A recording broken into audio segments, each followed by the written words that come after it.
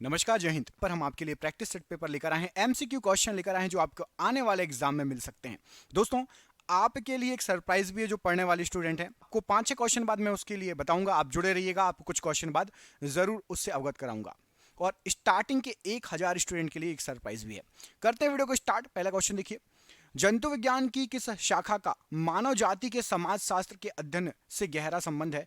तो right answer हो जाएगा एंथ्रोपोलॉजी का संबंध है मानव जाति की समाज शास्त्र के अध्ययन से। ऑप्शन ऑप्शन नंबर डी यहां पर राइट आंसर है।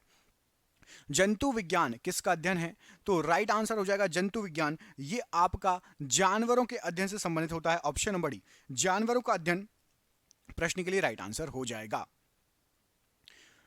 पैलिएंटोलॉजी डैश के अध्ययन से संबंधित है, तो पैलिएंटोलॉजी जो है ये संबंधित है आपका जीवाश्मों के अध्ययन से। ऑप्शन नंबर यहां पर भी जीवाश्मों का अध्ययन प्रश्न के लिए बिल्कुल सही आंसर हो जाएगा। माइकोलॉजी डैश के अध्ययन से संबंधित है, तो माइकोलॉजी का जो संबंध होता है ये होता है आपका कवक से। ऑप्शन नंबर यहां पर भी कवक माइकोलॉजी याद रखिएगा। अगला क्वेश्चन देखिए, विभिन्न प्रकार के ऊतकों के अध्ययन को क्या कहा जाता है? तो विभिन्न प्रकार के जो ऊतक होते हैं उनके अध्ययन को ऊतक विज्ञान कहा जाता है। यहां पर आपका ऑप्शन नंबर डी ऊतक विज्ञान प्रश्न के लिए राइट आंसर हो जाएगा। तो ये रहा आपके लिए सरप्राइज। दोस्तों, सरस्वती ई बुक और ऑल एग्जाम गाइड गुरु की ये प्रस्तुति है। ये जीके के एमसीक्यू आपको आने वाले हर एग्जाम में मदद करेंगे, रेलवे, एसएससी, टेट, पटवारी, पुलिस, सभी एग्जामों में। और पहले 1000 विद्यार्थियों को आप यदि बुक लेने जाएंगे 10,000 जीके की, तो आपको 300-400 रुपए से कम की नहीं पड़ेगी, जिसमें 10,000 जीके एमसीक्यू के फॉर्मेट में हो। आपके लिए पहले 1000 विद्यार्थियों के लिए, बच्चों के लिए केवल 99 में 10,000 जी के एमसीक्यू लेकर आए हैं। और आप इसकी पेमेंट अपने मम्मी पापा या भाई बहन किसी के भी मोबाइल से पेटीएम, गूगल पे या फोन पे के जरिए कर सकते हैं। नंबर नोट कर लीजिए, नंबर आपको स्क्रीन पर दिख रहा है 62 65 64 73 62 65 64 73। इस पे फोन पे, गूगल पे, किसी भी माध्यम से सिर्फ 99 रुपए आप पे करिए और आपको 10,000 जी के एमसीक्यू एक साथ मिल जाएंगे। इसमें क्वेश्चन अलग है, आंसर अलग है, जिससे आपको प्रैक्टिस करने में दिक्कत ना हो। कहीं भी आपको पूरे यूट्यूब से लेकर कहीं भी नहीं मिलेगी 99 रुपए में 10,000 जी के एमसीक्यू। तो जरूर इसको परचेस कीजिए, आपको कहीं ना कहीं फायदा होगा। बढ़ते हैं अगले क्वेश्चन की तरफ। अगला क्वेश्चन देखिए क्या पूछा गया है इसमें आपसे। इसमें पूछा गया आपसे जानवरों के उनके पर्यावरण के साथ संबंधों के अध्ययन को क्या कहा जाता है? तो जानवरों के उनके पर्यावरण के साथ संबंधित अध्ययन को इकोलॉजी कहा जाता है। ऑप्शन नंबर डी इकोलॉजी प्रश्न के लिए राइट आंसर हो जाएगा। किसी कोशिका में मौजूद सबसे बड़ा कोशिकांग कौन सा है? तो किसी भी कोशिका में मौजूद सबसे बड़ा कोशिकांग आपका नाभिक होता है। ऑप्शन नंबर यहां पर भी नाभिक प्रश्न के लिए राइट आंसर हो जाएगा। निम्नलिखित में से कौन सा घटक पत्तियों को हरा रंग प्रदान करता है? तो पत्तियों को हरा रंग प्रदान करता है आपका क्लोरोफिल। ऑप्शन नंबर यहां पर सी क्लोरोफिल पत्तियों को हरा रंग प्रदान करता है। पौधों में कोशिका भित्ति का निर्माण करने वाले जटिल कार्बोहाइड्रेट्स को क्या कहा जाता है? तो कोशिका भित्ति का निर्माण करने वाले जटिल कार्बोहाइड्रेट्स ये सेल्यूलोज कहलाते हैं। Option number B cellulose right answer हो जाएगा प्रश्न के लिए। रक्त डैश प्रकार के ऊतक का एक उदाहरण है। तो जो रक्त होता है राइट आंसर हो जाएगा, ये उदाहरण है आपका संयोजी ऊतक का। ऑप्शन नंबर बी संयोजी ऊतक प्रश्न के लिए बिल्कुल सही आंसर हो जाएगा। रक्त क्या है? तो यहां पर रक्त के लिए राइट आंसर हो जाएगा, रक्त आपका होता है एक संयोजी ऊतक। ऑप्शन नंबर सी एक संयोजी ऊतक प्रश्न के लिए बिल्कुल सही आंसर हो जाएगा। पौधे में कौन सा ऊतक पानी का संवहन करता है? तो पौधे में राइट आंसर हो जाएगा आपका जाइलम ऊतक पानी का संवहन करता है। ऑप्शन नंबर बी जाइलम ऊतक प्रश्न के लिए राइट आंसर है। मानव शरीर का मुख्य हिस्सा किससे बना होता है? तो मानव शरीर का जो मुख्य हिस्सा होता है यह पानी से बना होता है। ऑप्शन नंबर डी पानी प्रश्न के लिए बिल्कुल सही आंसर हो जाएगा। बालों का रंग डैश के कारण होता है? तो बालों का जो रंग होता है ये आपका मेलानिन के कारण होता है। ऑप्शन नंबर बी हमारे त्वचा का रंग भी मेलानिन के कारण होता है। ऑप्शन नंबर यहां पर बी राइट आंसर हो जाएगा। एंजाइम मूलतः डैश होते हैं? तो एंजाइम जो है ये मूलतः प्रोटीन होते हैं। ऑप्शन नंबर यहां पर ए प्रोटीन प्रश्न के लिए राइट आंसर है। डीएनए अनुक्रम में जीन को चिन्हित करने की प्रक्रिया क्या कहलाती है? तो जीन को चिन्हित करने की प्रक्रिया आपकी एनोटेशन कहलाती है। ऑप्शन नंबर सी एनोटेशन प्रश्न के लिए राइट आंसर है। मानव शरीर में सबसे प्रचुर मात्रा में मौजूद तत्व कौन सा है? तो मानव शरीर में सबसे प्रचुर मात्रा में आपका ऑक्सीजन पाया जाता है, ऑक्सीजन मौजूद है। Option number B oxygen right answer हो जाएगा। प्रोटीन डैश का एक अभिन्न अंग है? तो जो प्रोटीन है ये आपका एंटीबॉडी, एंजाइम और कोशिका झिल्ली इन सभी का एक अभिन्न अंग है। ऑप्शन नंबर यहां पर बी प्रश्न के लिए राइट आंसर हो जाएगा। निम्नलिखित में से कौन सा दूध का प्रोटीन है? तो दूध का प्रोटीन राइट आंसर हो जाएगा आपका कैसीन है। ऑप्शन नंबर यहां पर डी कैसीन ये दूध का प्रोटीन है, राइट आंसर हो जाएगा। मानव शरीर की एक कोशिका में कितने गुणसूत्र होते हैं? तो मानव शरीर की एक कोशिका में 46 जोड़ी गुणसूत्र होते हैं, 46 गुणसूत्र होते हैं, माफ कीजिएगा, टोटल 46 गुणसूत्र होते हैं। ऑप्शन नंबर यहाँ पर जो है ए राइट आंसर होगा। 23 जोड़ी मतलब 46। बच्चे का लिंग किससे निर्धारित होता है? तो जो बच्चे का लिंग होता है, राइट आंसर हो जाएगा, ये निर्धारित होता है आपका गुणसूत्र से। ऑप्शन नंबर ए, गुणसूत्र से बच्चे का लिंग निर्धारित होता है। मानव शरीर की कोशिकाओं में पाए जाते हैं, तो मानव शरीर की जो कोशिका होती है उसमें आपके 23 जोड़ी गुणसूत्र पाए जाते हैं। ऑप्शन नंबर यहाँ पर डी, 23 जोड़ी गुणसूत्र प्रश्न के लिए राइट आंसर है। आधुनिक मनुष्य का वैज्ञानिक नाम क्या है? तो आधुनिक मनुष्य का यहाँ पर राइट आंसर हो जाएगा वैज्ञानिक नाम आपका ऑप्शन नंबर यहाँ पर सी, होमो सेपियंस प्रश्न के लिए बिल्कुल सही आंसर हो जाएगा। अगला क्वेश्चन देख लेते हैं। किस वैज्ञानिक ने द थ्योरी ऑफ इवोल्यूशन का प्रतिपादन किया? तो द थ्योरी ऑफ इवोल्यूशन, इसका प्रतिपादन किया है चार्ल्स डार्विन ने। Option number D, Charles Darwin प्रश्न के लिए राइट आंसर है। इन अंगों में से कौन सा अवशेषी अंग नहीं है? तो राइट आंसर हो जाएगा अवशेषी अंग, जहां पर आपको जो ऑप्शन दिए उसमें से मस्तिष्क, ऑप्शन नंबर ए मस्तिष्क प्रश्न के लिए बिल्कुल सही आंसर हो जाएगा। कैरोलस लीनियस को किसका जनक माना जाता है? तो कैरोलस लीनियस को राइट आंसर हो जाएगा, माना जाता है वर्गीकरण विज्ञान का जनक। ऑप्शन नंबर डी, वर्गीकरण विज्ञान का जनक राइट आंसर है। सिस्टेमा नेचुरे किसके द्वारा लिखा गया है? तो सिस्टेमा नेचुरे ये लिखा गया है आपका, राइट आंसर हो जाएगा कैरोलस लीनियस के द्वारा। Option number C, Carolus Linnaeus right answer है। जीव विज्ञान में स्पंज क्या है? तो जीव विज्ञान में स्पंज राइट आंसर हो जाएगा एक पशु है। ऑप्शन नंबर डी, जीव विज्ञान में जो स्पंज है वह एक पशु है। निम्नलिखित में से कौन सा अंतःपरजीवी का एक उदाहरण है? तो अंतःपरजीवी का उदाहरण राइट आंसर हो जाएगा फीताकृमि है। ऑप्शन नंबर ए, फीताकृमि राइट आंसर है। त्वचीय श्वसन होता है? तो त्वचीय श्वसन राइट आंसर हो जाएगा, ये होता है आपका केचुए में। ऑप्शन नंबर सी, केचुए में त्वचीय श्वसन होता है, राइट आंसर हो जाएगा। इनमें से किस कीट के दांत होते हैं? तो इनमें से दांत यहां पर राइट आंसर हो जाएगा आपका ततैया एवं भौरों के दांत होते हैं। ऑप्शन नंबर बी, ततैया एवं भौरों के दांत होते हैं। निम्नलिखित में से किस पक्षी का अंडा सबसे छोटा होता है? तो राइट आंसर हो जाएगा सबसे छोटा अंडा जो होता है वो होता है हमिंग बर्ड का। Option number D, humming bird प्रश्न के लिए राइट आंसर है। इनमें से कौन सी वायु से भरी शारीरिक गुहा है? तो वायु से भरी शारीरिक गुहा राइट आंसर हो जाएगा आपका साइनस। ऑप्शन नंबर ए, साइनस प्रश्न के लिए बिल्कुल सही आंसर हो जाएगा। निम्नलिखित में से कौन सा प्राणी आमतौर पर अपने घोंसले में अंडे नहीं देता? अपने घोंसले में अंडे नहीं देता, तो आमतौर पर कोयल अपने घोंसले में अंडे नहीं देती। ऑप्शन नंबर यहां पर बी राइट आंसर है। मानव शरीर का सबसे बड़ा आंतरिक अंग कौन सा है? तो मानव शरीर का सबसे बड़ा आंतरिक अंग यहां पर राइट आंसर हो जाएगा आपका ऑप्शन नंबर ए, यकृत मानव शरीर का सबसे बड़ा आंतरिक अंग है। अगला क्वेश्चन देखिए। कौन सा पदार्थ पित्ताशय में संग्रहित और सांद्रित होता है? तो पित्ताशय में संग्रहित और सांद्रित राइट आंसर हो जाएगा पित्त। ऑप्शन नंबर यहां पर डी, पित्त प्रश्न के लिए बिल्कुल सही आंसर हो जाएगा। निम्नलिखित में से कौन पाचन तंत्र का हिस्सा नहीं है? तो पाचन तंत्र का हिस्सा नहीं है आपका हृदय। ऑप्शन नंबर बी, हृदय पाचन तंत्र का हिस्सा नहीं है। एंजाइम टाइलिन डैश में पाया जाता है? तो एंजाइम टाइलिन जो है ये आपका लार में पाया जाता है। ऑप्शन नंबर ए, लार प्रश्न के लिए राइट आंसर हो जाएगा। इनमें से कौन सा एक रक्त समूह नहीं है? तो यहां पर आपको जो ऑप्शन दिए गए हैं उनमें से रक्त समूह नहीं है पूछा गया है, तो सी विटामिन होता है, रक्त समूह नहीं है। ए बी और ओ ये रक्त समूह है, सी जो है विटामिन होता है सी। निम्नलिखित में से किस रक्त समूह को सार्वभौमिक दाता के रूप में जाना जाता है? तो सार्वभौमिक दाता के रूप में ओ को जाना जाता है। ऑप्शन नंबर यहां पर डी, ओ प्रश्न के लिए बिल्कुल सही आंसर हो जाएगा, रक्त समूह ओ।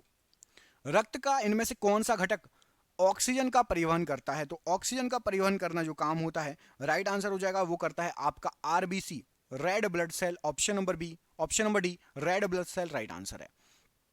वायवीय श्वसन क्या है? तो वायवीय श्वसन जो होता है ये होता है आपका ऑक्सीजन की उपस्थिति में श्वसन। ऑप्शन नंबर यहां पर बी राइट आंसर है। मानव हृदय की सामान्य धड़कन औसतन डैश प्रति मिनट होती है? तो मानव हृदय की सामान्य धड़कन जो होती है वो आपकी 60 से 100 प्रति मिनट होती है। Option number C. वैसे तो 72 बिल्कुल एक्यूरेट है, लेकिन 60 से 100 के बीच में वेरी करती है। 60 से कम भी नहीं होना चाहिए, 100 से ज़्यादा भी नहीं होना चाहिए, सामान्य नहीं है क्योंकि वो।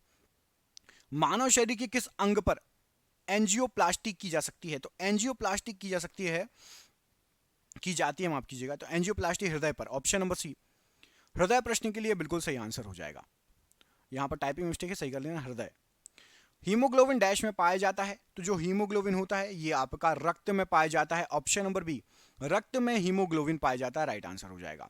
डैश हीमोग्लोबिन में मौजूद प्रोटीन है, तो हीमोग्लोबिन में मौजूद प्रोटीन जो है राइट आंसर हो जाएगा आपका globin. Option number B, globin नाम का प्रोटीन हीमोग्लोबिन में रहता है। डैश को 4 भागों में विभाजित किया जाता है, तो 4 भागों में विभाजित होता है आपका हृदय। ऑप्शन नंबर डी, हृदय 4 भागों में विभाजित रहता है। फेफड़ों में श्वसन गैसों का आदान प्रदान डैश में होता है, तो राइट आंसर हो जाएगा गैसों का आदान प्रदान, ये आपका कृपिका या एल्वियोली में होता है। ऑप्शन नंबर सी, कृपिका या एल्वियोली राइट आंसर है। रक्त को धमनियों से सिराओं में जिन सूक्ष्म नलिकाओं के माध्यम से प्रवाहित किया जाता है उन्हें क्या कहा जाता है, तो उनको कहा जाता है, राइट आंसर हो जाएगा आपका केशिकाएं। ऑप्शन नंबर सी, केशिकाओं के द्वारा रक्त को जो है धमनियों से सिराओं में सूक्ष्म नलिकाओं द्वारा जो है प्रवाहित किया जाता है। पुकिंजे तंतु डैश में विशिष्ट है, तो पुकिंजे तंतु ये आपका हृदय में स्नायु तंतु है। ऑप्शन नंबर डी, हृदय में स्नायु तंतु प्रश्न के लिए राइट आंसर है। मनुष्य की सामान्य स्पंदन दर पल्स रेट क्या होती है, तो मनुष्य की सामान्य स्पंदन दर या पल्स रेट है आपकी 70 से 80 बीट पर मिनट। ऑप्शन नंबर सी यहां पर राइट आंसर हो जाएगा। संगमरमर कैसी चट्टान है, तो संगमरमर यहां पर राइट आंसर हो जाएगा, ये आपकी रूपांतरित चट्टान कहलाती है। ऑप्शन नंबर सी, रूपांतरित चट्टान राइट आंसर हो जाएगा प्रश्न के लिए। महारानी विक्टोरिया को भारत की साम्राज्ञी कब घोषित किया गया था, तो महारानी विक्टोरिया को 1877 में भारत की साम्राज्ञी घोषित किया गया था। ऑप्शन नंबर बी, 1877 ईस्वी राइट आंसर है। कितने वर्षों तक लगातार बाहर रहने पर नागरिकता खत्म हो सकती है, तो लगातार यदि आप 7 वर्षों से अधिक बाहर रहेंगे तो आपकी नागरिकता खत्म हो सकती है। ऑप्शन नंबर यहां पर बी राइट आंसर हो जाएगा।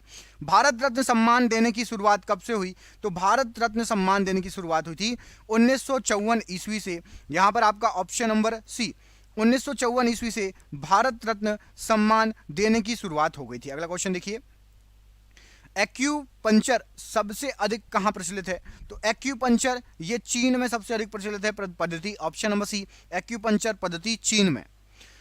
हाब ए शर्ब कर किस पर लगाए जाता था, तो हाब ए शर्ब कर ये जो कर था ये सिंचाई पर लगाए जाने वाला कर था। Option number C right answer है। ग्रीनलैंड किसके अधिकार क्षेत्र में है, तो ग्रीनलैंड जो है यहां पर राइट आंसर हो जाएगा, ये आपका डेनमार्क के अधिकार क्षेत्र में है। तो यहां पर आपका ऑप्शन नंबर ए, डेनमार्क प्रश्न के लिए बिल्कुल सही आंसर हो जाएगा।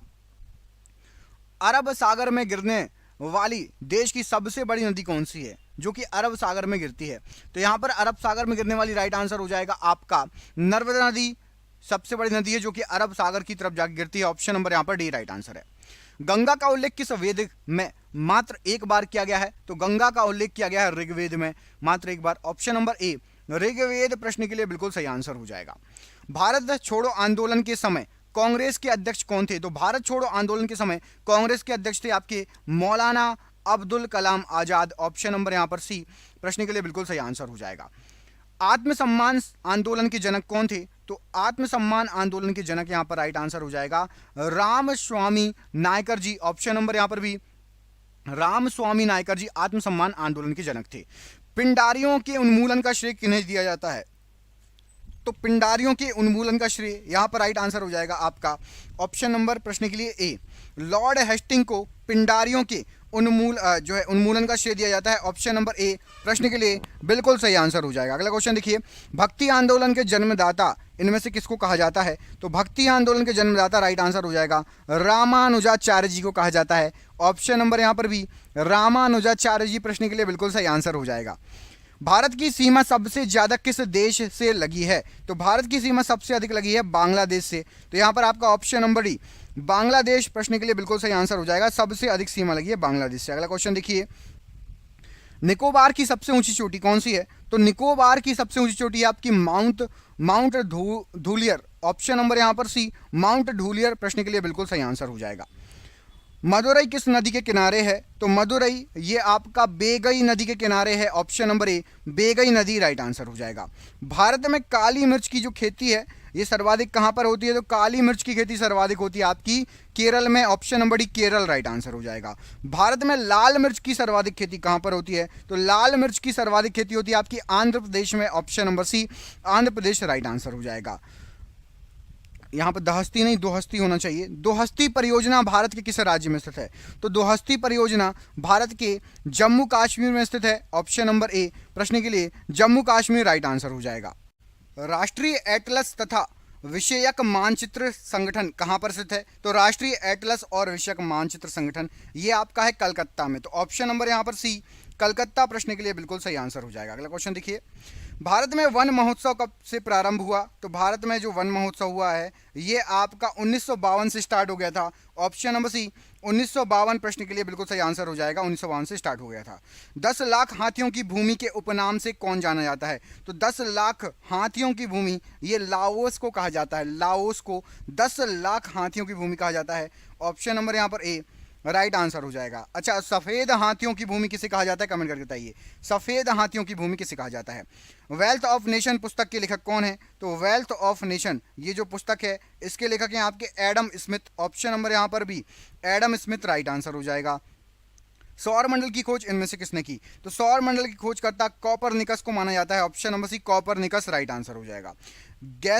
ग्रहों के गति का नियम का प्रतिपादन इनमें से किसने किया? तो ग्रहों के गति का नियम का प्रतिपादन किया गया था किसके द्वारा? केपलर के द्वारा। तो ऑप्शन नंबर ए केपलर प्रश्न के लिए बिल्कुल सही आंसर हो जाएगा गति के नियम के लिए। सी ऑफ ट्रैंक्विलिटी कहाँ पर स्थित है? तो सी ऑफ ट्रैंक्विलिटी ये आपका चंद्रमा पर स्थित है। ऑप्शन नंबर सी चंद्रमा पर राइट आंसर हो जाएगा। चीन का मैनचेस्टर किसे कहा जाता है? तो चीन का मैनचेस्टर राइट आंसर हो जाएगा। ये कहा जाता है आपका शंघाई को। ऑप्शन नंबर डी शंघाई चीन का मैनचेस्टर राइट आंसर हो जाएगा। पृथ्वी की आकृति कैसी होती है? तो पृथ्वी की आकृति राइट आंसर हो जाएगा चतुष्कोणीय। ऑप्शन नंबर यहाँ पर सी चतुष्कोणीय राइट आंसर हो जाएगा। नेशनल वुड फॉसिल पार्क कहाँ पर स्थित है? तो नेशनल वुड फॉसिल पार्क ये आपका जैसलमेर में स्थित है। ऑप्शन नंबर यहाँ पर भी जैसलमेर राइट आंसर हो जाएगा। महापद्मनंद को क्या कहा जाता था? तो महापद्मनंद को उग्रसेन कहा जाता था। ऑप्शन नंबर सी उग्रसेन प्रश्न के लिए बिल्कुल सही आंसर हो जाएगा। सुदर्शन झील का पुनरुद्धान जो है किसके द्वारा कराया गया था? तो सुदर्शन झील को दोबारा बनाया गया था, पुनरुद्धान कराया गया था स्कंदगुप्त के द्वारा। तो ऑप्शन नंबर सी स्कंदगुप्त प्रश्न के लिए राइट आंसर है। अभिलेखों का अध्ययन क्या कहलाता है? तो अभिलेखों का अध्ययन आपका कहलाता है एपिग्राफी। क्या कहलाता है? एपिग्राफी। तो ऑप्शन नंबर ए एपिग्राफी राइट आंसर हो जाएगा। विश्व का पहला विद्यालय तक्षशिला ये कब स्थापित हुआ था? तो तक्षशिला जो स्थापित हुआ था राइट आंसर हो जाएगा 700 ईसा पूर्व। तो ऑप्शन नंबर यहाँ पर ऑप्शन नंबर बी 700 ईसा पूर्व राइट आंसर है।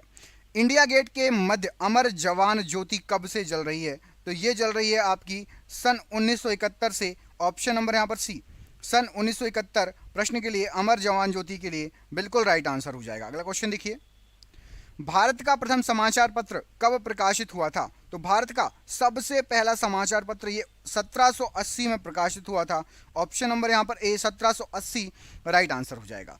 किस अभिनेत्री को वीनस की मूर्ति के नाम से जाना जाता है? तो वीनस की मूर्ति मधुबाला को कहा जाता था। ऑप्शन नंबर यहाँ पर सी मधुबाला को वीनस की मूर्ति कहा जाता था। Option number C Madhubala right answer हो जाएगा। भारत तथा चीन के बीच पंचशील समझौता पर हस्ताक्षर कब हुआ था? तो पंचशील समझौता जो हुआ था उस पर जो हस्ताक्षर हुए थे वो हुए थे आपके 29 अप्रैल 1954 को। तो ऑप्शन नंबर भी 29 अप्रैल 1954 राइट आंसर है। एशियन डेवलपमेंट बैंक की स्थापना किस वर्ष हुई थी? तो एशियन डेवलपमेंट बैंक की स्थापना 1966 में हुई थी। ऑप्शन नंबर यहाँ पर डी 1966 राइट आंसर है।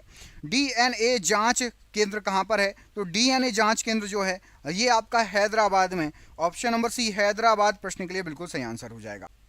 लंदन में स्थित इंडिया हाउस की स्थापना किस वर्ष की गई? तो लंदन में स्थित इंडिया हाउस ये 1905 में इसकी स्थापना की गई। तो ऑप्शन नंबर यहाँ पर भी 1905 प्रश्न के लिए राइट आंसर है। लव म्यूजियम किस देश में है? तो लव म्यूजियम ये आपका फ्रांस में पड़ता है। ऑप्शन नंबर यहाँ पर डी फ्रांस प्रश्न के लिए बिल्कुल सही आंसर हो जाएगा। यूनिसेफ दिवस कब मनाया जाता है? तो यूनिसेफ दिवस ये आपका मनाया जाता है 11 दिसंबर को। तो ऑप्शन नंबर यहाँ पर ए 11 दिसंबर प्रश्न के लिए बिल्कुल सही आंसर हो जाएगा। द इनसाइडर पुस्तक के लेखक कौन है? तो द इनसाइडर पुस्तक के लेखक हैं PV Narasimha Rao. Option number यहाँ पर सी पीवी नरसिम्हा राव प्रश्न के लिए बिल्कुल सही आंसर हो जाएगा। चोल शासकों की भाषा क्या रही थी? तो चोल शासकों की भाषा थी आपकी Tamil. Option number D Tamil प्रश्न के लिए बिल्कुल सही आंसर हो जाएगा। लोअर संग्रहालय कहाँ पर स्थित है? तो लोअर संग्रहालय ये पेरिस में स्थित है। ऑप्शन नंबर ए पेरिस राइट आंसर हो जाएगा। और ये रहा आज का आपका आखिरी क्वेश्चन। इसमें पूछा गया है क्लोरोफिल के केंद्र में कौन सा तत्व पाया जाता है? तो क्लोरोफिल के केंद्र में मैग्नीशियम पाया जाता है। Option number C right answer हो जाएगा। आपके लिए सरप्राइज क्वेश्चन है, स्वतंत्रता प्राप्ति के बाद भारत में औद्योगिक नीति की प्रस्ताव पहली बार कब पारित किया गया था? औद्योगिक नीति आपको इसका आंसर देना है। मैं आपको दो ऑप्शन दे रहा हूँ, 1948 या 1950। इनमें से कोई एक आंसर सही है, कमेंट बॉक्स में कमेंट करके आंसर दीजिए। हम मिलेंगे आपसे अगले वीडियो में। अपना ख्याल रखिए। आप सभी का बहुत बहुत धन्यवाद दोस्तों। आपका दिन शुभ हो। बहुत बहुत धन्यवाद।